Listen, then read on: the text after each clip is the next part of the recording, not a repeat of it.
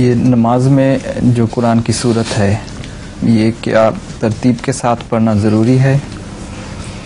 مناسب یہی ہے لیکن فرض نہیں ہے.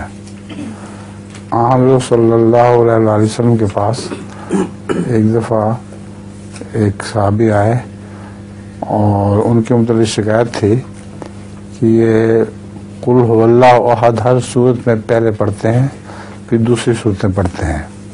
اب قل هو اللہ احد تو آخر پہ آتی ہے اور دوسری صورتیں پہلے ہوتی تھیں.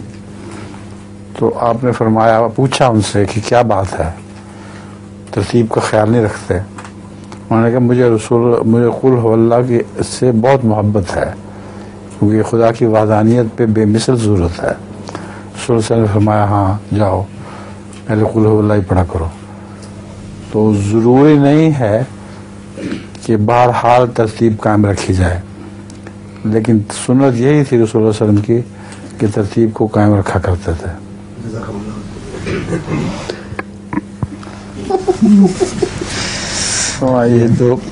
یہ بھی دو ایسے ہی بھولے بھالے آدمی کے بارے میں لطیفہ ہے کہ وہ ایک نے جا کے ٹرین پہ وہ جو اوپر سونے کی جگہ ہوتے وہاں لیٹ گئے. دلی سے امرتسر جانا تھا ان کو. تو دوسرے جو ہے ان کا کلکتہ جانا تھا، لیکن وہ بھی اسی ٹرین پہ چڑھ کے وہ نیچے سو گئے، نیچے لیٹ گئے. تو سوتے تو بیچ میں وہ دونوں بات کرنے لگے. تو کہتے ہیں کہ آپ کہاں جا رہا ہے؟ تو کہتے ہیں کہ میں امرتسر جا رہا ہوں. تو دوسرے کہتے ہیں کہ میں تو کلکتہ جا رہا ہوں. کہتے ہیں کہ یہ پورا ترجمہ کروں؟ ہاں ٹھیک ہے، جی کروں یا نہیں میں سمجھ گیا ہوں. اوکے. انہوں نے کہا عجیب بات ہے کہ اوپر کی سیٹ والے اس طرف جا رہے ہیں اور نیچے کی سیٹ والے اس طرف جا رہے ہیں. تو پھر آخر پر دوسرے کہتے ہیں کہ آج کل سائنس کے زمانے ہیں، ہو سکتا ہے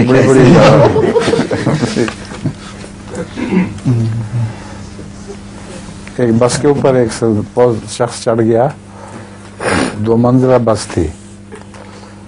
تو نیچے اس کا ایک دوست نیچے بیٹھ گیا.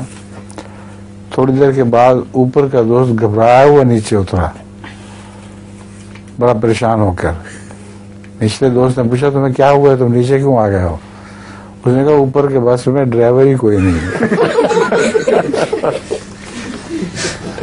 بغیر ڈرائیور کی چل رہی.